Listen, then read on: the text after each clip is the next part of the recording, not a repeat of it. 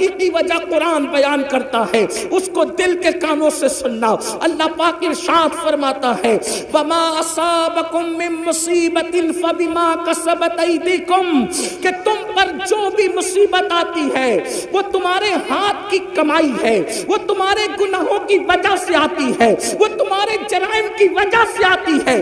پتہ چلا ہم پر جو بھی مصیبت آتی ہے وہ گناہ کی وجہ سے آتی ہے۔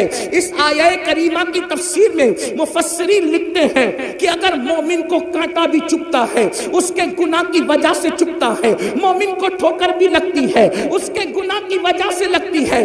پتہ چلا اگر مسلمان گناہ کرنا چھوڑ دے تو وہ اتنا سیف ہو جائے گا کہ اس کو کبھی ٹھوکر بھی نہیں لگ سکتی۔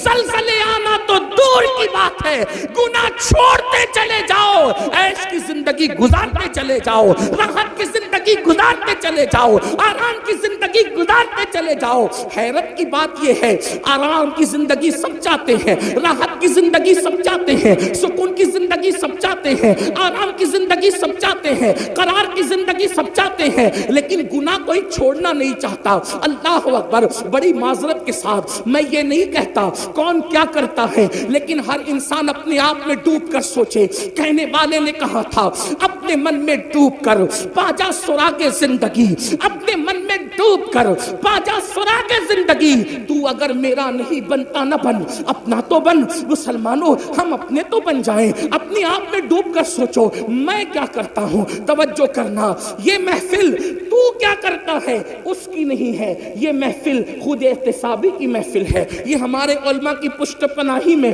یہ جو فقیر قادری عرض کر رہا ہے، آج ہم یہ نہیں کہیں گے تو کیا کر رہا ہے، کون کیا کر رہا ہے، آج ہم اپنے آپ میں ڈوب کر سوچے میں کیا کر رہا ہوں، میں کیا کر رہا ہوں۔ قرآن کہتا ہے یا ایھا الذین آمنوا علیکم انفسکم، اے ایمان والو اپنی فکر کرو۔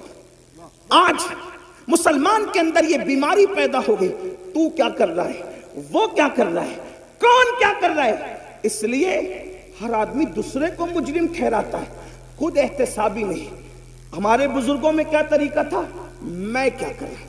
ایک مرتبہ سلطان العارفین حضرت بایزید بسطامی کے دور میں بارش بند ہو گئی، بارش بند ہو گئی۔ لوگوں نے کہا بارش بند ہو گئی، چلو سلطان العارفین بایزید کے پاس۔ یہ بایزید کون، سید الطائفہ، طاؤس العلماء۔ حضرت جنید بغدادی فرماتے ہیں جو مرتبہ فرشتوں میں جبریل امین کا ہے، وہ ولیوں کی کائنات میں اللہ نے سید السلطان العارفین حضرت بایزید بسطامی کو مقام عطا فرمایا۔ جیسے فرشتوں میں جبریل ویسے ولیوں میں بایزید بسطامی۔ یہ بات جنید بغدادی نے اس وقت کہی، ابھی سرکار غوث پاک کی آمد نہیں ہوئی تھی، ان کی آمد سے پہلے یہ بات کہی گئی۔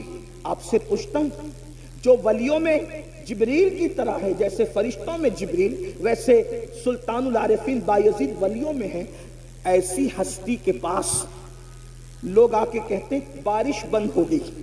توجہ کرنا، اپنے دور کی بے مثال ہستی جس کی بارگاہ میں داتا علی حجویری جیسے لوگ خراج عقیدت پیش کریں، جس کی بارگاہ میں جنید بغدادی جیسے لوگ خراج عقیدت پیش کریں، جس کی بارگاہ میں سر سختی جیسے لوگ خراج عقیدت پیش کریں، وہ سلطان العارفین حضرت بایزید بسطامی رضی اللہ تعالیٰ کے پاس جب لوگ پہنچے، حضرت بارش نہیں ہو رہی، کیا فرماتے ہیں، میں جان گیا کیوں بارش نہیں ہو رہی۔ توجہ کریں، میں جان گیا کیوں بارش نہیں ہوئی۔ کہا میرے گناہ حد سے بڑھ گئے، میرے گناہ حد سے بڑھ گئے، اس لیے اللہ نے میری وجہ سے بارش روک لی۔ ایک کام کرتا ہوں، میں ہی شہر چھوڑ کر کے چلا جاتا ہوں، جب مجرم اور پاپی شہر سے نکلے گا تو جس کی وجہ سے بارش رکی ہے پھر باران رحمت کا نزول ہو جائے گا۔ لوگ حیرت زدہ رہ گئے، اتنی بڑی ہستی، اتنی بڑی شخصیت جس کی زندگی میں کبھی تہجد فوت نہ ہو، جس کا مقام اور مرتبہ مقام شہودی اور حضوری میں یہ ہو کہ خود فرماتے ہیں ایک لمحہ بھی جلوے یار اگر نظروں سے اوجل ہو جائے تو میں اپنے آپ پر کفر کا فتویٰ دے دوں. اندازہ تو فرمائے یہ مقام حضوری کی منزل پر فائز ہیں اور حال یہ کہ کہتے ہیں میرے گناہ بڑھ گئے اس لیے میں شہر چھوڑ کر کے جاؤں گا, میری وجہ سے بارش رک گئی ہے, باران رحمت کا نزول ہوگا. اور سلطان العارفین جیسے ہی شہر چھوڑ کے نکلے, اللہ کو عاجزی کی یادہ اتنی پسند آ گئی, لوگوں کے استسقاء اور دعاؤں سے بارش نہیں ہوئی, بایزید کی عاجزی کی برکت سے باران رحمت کا نزول ہو گیا. حیرت کی بات یہ ہے جو گناہگار نہیں تھے, جو مجرم نہیں تھے, وہ اپنے آپ کو گنہگار سمجھتے تھے. اور یہاں حال یہ ہے جو کبھی اٹھ کر کے مسجد بھی نہیں جاتے ان کو یہ غرور اور گھمنڈ ہے کہ مولانا ہم جنت میں نہ جائیں گے تو کون جائے گا. جن کا حال یہ ہے کہ وہ کھڑے ہو کر استنجا کرتے ہیں تو 3 دن تک کے غسل نہیں کرتے, ناپاکی کی حالت میں زندگی گزارتے ہیں, جو غسل جنابت کے حوالے سے اتنے غافل ہیں کہ 3-4 دن ناپاک پڑے رہتے ہیں, ان کو بھی یہ گھمنڈ ہے کہ مولانا ہم جنت میں نہ جائیں گے تو کون جائے گا. آؤ ترکی اور سیریا کے زلزلے کے تناظر میں ہم دیکھیں زلزلے کیوں آتے ہیں, اس کے آنے کی وجہ کیا ہے, تو ہم حدیث میں تلاش کرتے ہیں. امام اہل سنت نے بھی جو ہے وہ روایت لکھی ہے فتاوی رضویہ شریف کے اندر, پہلے وہ کوٹ کر دوں اس کے بعد آگے بڑھتے ہیں. فرمایا گیا کہ ان زمین کی نسیں ہوتی ہے, زمین کی رگیں ہوتی ہے, زمین کی شریانیں ہوتی ہے. جس طریقے سے انسان کے جسم میں شریانیں ہیں, جس طریقے سے انسان کے جسم میں رگیں ہیں, اسی طریقے سے زمین کی بھی رگیں ہیں. اور یہ ساری رگیں ایک جو ہے وہ پہاڑ کی طرف بڑھتی ہے اور ایک پہاڑ کے اندر سمٹ آتی ہے اور اس کو کوہ قاف کہتے ہیں. اور وہاں پر وہ ساری رگوں کو کھڑا فرشتہ سمیٹ کر کے موجود ہے, اس کے ہاتھوں میں یہ رگیں ہیں, زمین کی رگیں, زمین کی شریانیں اس فرشتے کے ہاتھ میں ہے. جب بھی کسی زمین کے خطے پر, جب بھی کسی زمین کے حصے پر ظلم ہوتا ہے, پاپ ہوتے ہیں, جرائم ہوتے ہیں, زنا اور بدکاری ہوتی ہے, شراب عام ہو جاتا ہے, سود عام ہو جاتا ہے, اللہ کی نافرمانی عام ہو جاتی ہے, زمین کے جس حصے پر گناہ اور جرائم عام ہو جاتے ہیں, پھر قدرت کی طرف سے حکم ہوتا ہے زمین کی اس رگ کو پکڑ کر کے حرکت دے دو تاکہ لوگوں کو پتا چل جائے کہ اللہ سونے سے بھی پاک ہے, اللہ اونگنے سے بھی پاک ہے, اللہ تمہارے جرائم سے بے خبر نہیں ہے, اللہ تمہارے گناہوں سے بے خبر نہیں ہے, وہ تم سب کو دیکھ رہا ہے. اللہ اکبر. اور جب وہ نس پکڑ کر, وہ رگ پکڑ کر فرشتہ حرکت دیتا ہے تو زمین پر زلزلے کے جھٹکے نمودار ہوتے ہیں. اللہ اکبر.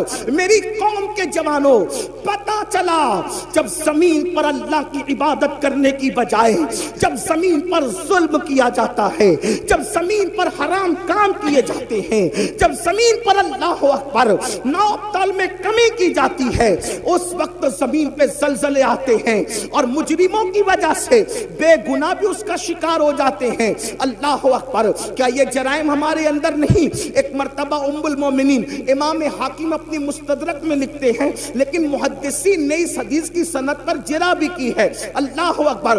بعض محدثین نے جرح کی, امام حاکم نے اس کو صحیح کہا, لیکن میں امام حاکم کی جو ہے وہ صحت کی بات کو سامنے رکھ کر بالکل نصیحت کے طور پر یہ بات پیش کرتا ہوں. ایک مرتبہ ایک جوان ام المومنین سیدہ عائشہ صدیقہ کے پاس آیا. کون عائشہ صدیقہ؟ مفتی 4 ملت. کون عائشہ صدیقہ؟ جس کے بستر پہ قرآن نازل ہوتا ہو. کون عائشہ صدیقہ؟ سینکڑوں صحابہ اور ہزاروں تابعین جس کے شاگرد ہوں. ان سے پوچھا امی جان یہ بتائیں کہ زلزلے کیوں آتے ہیں, زلزلے آنے کی وجہ کیا ہے؟ تو ام المومنین نے اس کی طرف سے چہرہ پھیر لیا. چہرہ پھیرنے کی وجہ یہ تھی کہ زلزلہ آنے کی وجہ اتنی نازک بیان کرنا چاہتی تھی کہ اس کے سامنے بیان نہیں کرنا چاہتی تھی. بیک گراؤنڈ حدیث کا یہی بیان کر رہا ہے. پوچھنے والے نے پوچھا تو اس کو بیان نہیں فرمایا، یعنی جب اس نے سوال کیا تو چہرہ پھیر لیا. لیکن اللہ اکبر، پھر حضرت عبداللہ نے پوچھا امی جان آپ بتائیں کہ زلزلہ کیوں آتا ہے اور زلزلہ آنے کی وجہ کیا ہے. تو اس وقت ام المومنین نے ان کو جواب دیا، حضرت عبداللہ کو جواب دیا، عبداللہ زلزلہ آنے کی وجہ یہ ہے جب عورتیں اس نیت سے گھر سے خوشبو لگا کر کے نکلتی ہے کہ لوگ ان کے حسن کے فریب میں مبتلا ہو جائیں، ان کی طرف راغب ہو. خوشبو لگا کر کے عورتیں اپنے گھروں سے اس لیے نکلتی ہے کہ لوگ ان کے فتنے میں مبتلا ہو. پھر اس وقت زلزلے آتے ہیں جب عورتیں نامحرم اور مردوں کے سامنے، جب عورتیں نامحرم مردوں کے سامنے، اجنبی مردوں کے سامنے ننگی ہونے لگتی ہے، زنا کے لیے تیار ہو جاتی ہے، اپنے جسم کو پیش کرنے لگتی ہے، اس وقت زلزلے آتے ہیں. اللہ اکبر. ابھی آگے اور بھی روایتیں پڑھی جائے گی، اگر وقت رہا تو جتنا وقت مجھے دیا گیا میں اسی میں گفتگو مکمل کروں گا. لیکن آپ کی توجہ چاہتا ہوں، آپ سے پوچھتا ہوں کیا ہماری بہن بیٹیاں آج گھروں سے عطر لگا کر نہیں نکل رہی ہے، خوشبو لگا کر نہیں نکل رہی ہے، پرفیوم لگا کر کے نہیں نکل رہی ہے، خوبصورت بن کر کے نہیں نکل رہی ہے، میک اپ کر کے نہیں نکل رہی ہے؟ آج اللہ اکبر مسلمانوں کا حال یہ ہو گیا، شادی کے موقع پر صرف چہرے بنانے کے لیے بیوٹی پارلروں میں جتنا خرچ ہوتا ہے اگر اس کا اندازہ لگایا جائے تو لاکھوں روپے صرف بیوٹی پارلر کی نظر ہو جاتے ہیں. میں پوچھنا چاہتا ہوں مسلمانوں، صرف داڑھی رکھنے سے ہم نجات نہیں پا سکتے، صرف 5 وقت کی نماز بھی ہمیں نجات کے سائل تک نہیں پہنچا سکتی، سروں پر ٹوپیاں رکھنا بھی ہمیں نجات تک نہیں پہنچا سکتا. اس وقت تک جب تک کہ ہم پورے دین پر عمل نہ کریں. ہم نے دین کی چند چیزوں کو اٹھا لیا، کسی کو نماز آسان پڑی اس نے نماز اٹھا لیا، کسی کے چہرے پہ داڑھی آسان پڑ گئی اس نے داڑھی رکھ لی، کسی نے ٹوپی کو آسان سمجھا اس نے ٹوپی پہن لی. یاد رکھنا، دین کو رسومات بنانے والوں، یہ رسمی عبادتیں نجات کے سائل تک نہ لے جائے گی. میرے نبی نے فرمایا وَالْعَاقِبَةُ لِلْمُتَّقِينَ. نعرہ تکبیر. آخرت صرف پرہیزگاروں کے لیے ہے، آخرت متقیوں کے لیے ہے. بلکہ یہاں تک فرمایا جو لوگوں کے سامنے ٹوپیاں پہنے، نمازیں پڑھے، روزے رکھے، نیک عمل کرے، اور جو تنہائی کے اندر پاپ اور گناہ کرے، اللہ ان کی عبادتوں کو ان کے منہ پہ مار دے گا. خدا کو ایسی عبادتوں کی کوئی حاجت نہیں ہے.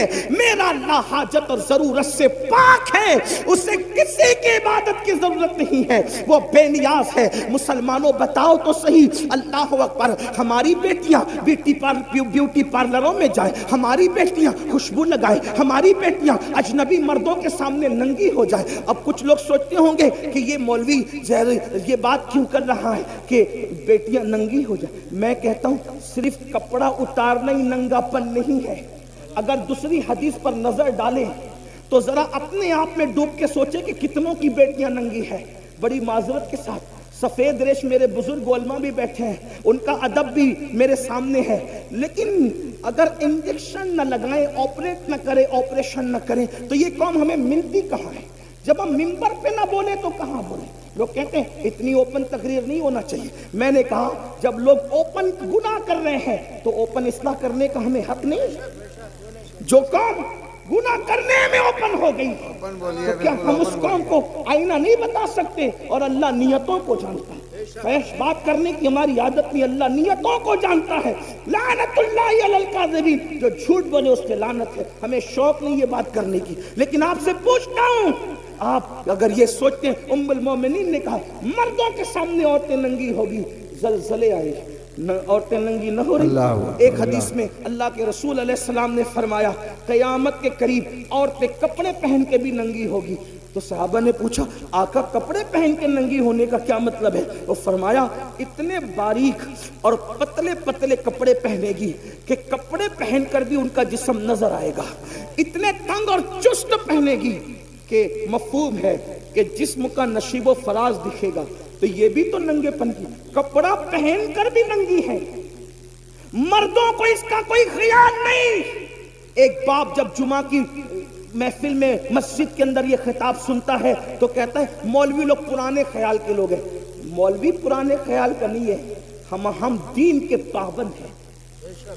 لوگوں کو اگر ترقی کرنا ہے تو لوگ آگے جائیں، اور مسلمان کو اگر ترقی کرنا ہے تو وہ پیچھے نبی کے قدموں میں آئے.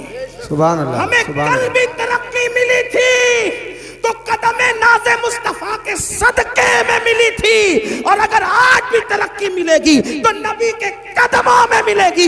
لوگ کہتے ہیں نبی کے قدموں میں کیا رکھا ہے، میں کہتا ہوں جب ماں کے قدموں میں جنت ہے تو نبی کے قدموں میں کیا رکھا ہے اس کا اندازہ آپ خود ہی لگا سکتے.